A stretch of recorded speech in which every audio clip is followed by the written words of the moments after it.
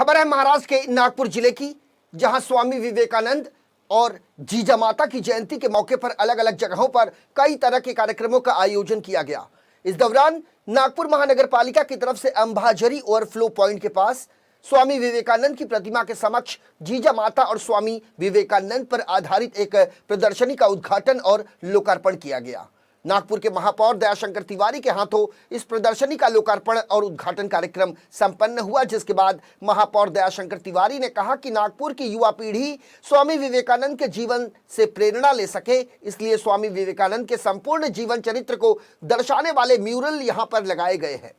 प्रत्येक म्यूरल में एक टीवी स्क्रीन और एक हेडफोन मौजूद है, जिसमें स्वामी विवेकानंद के जीवन पर अनेकों प्रसंगों को देखा और सुना जा सकता है। वहीं दूसरी तरफ नागपुर के बोथली ग्राम पंचायत में कर्मयोगी फाउंडेशन की ओर से जीजा माता और स्वामी विवेकानंद की तस्वीरों पर माल्यार्पण किया गया। जिस तरह से स्वामी विवेकानंद ने अपने कालखंड में समाज का उत्कृष्ट मार्गदर्शन किया और बेसहारा लोगों के वे सहारा बने,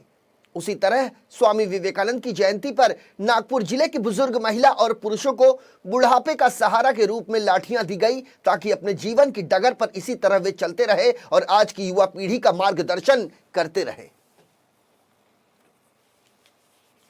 हम सभी लोग यहाँ पर एकत्रित हुए हैं और जब भी हम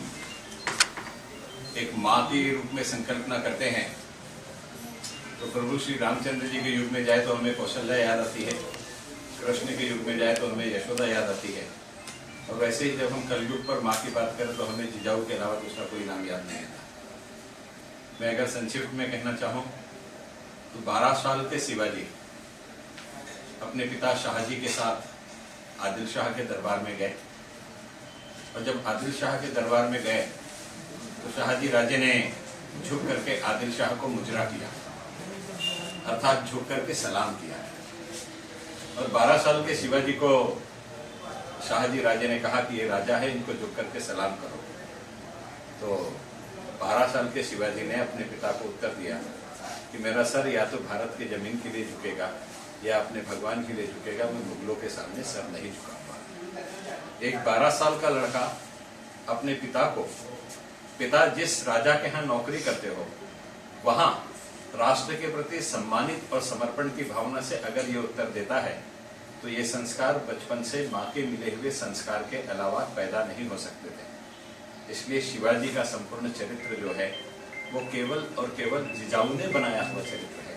और जिजाऊ जैसी माँ अगर नहीं होती तो शायद शिवराया नहीं बन पाते। इसलिए शिवराया का संपूर्ण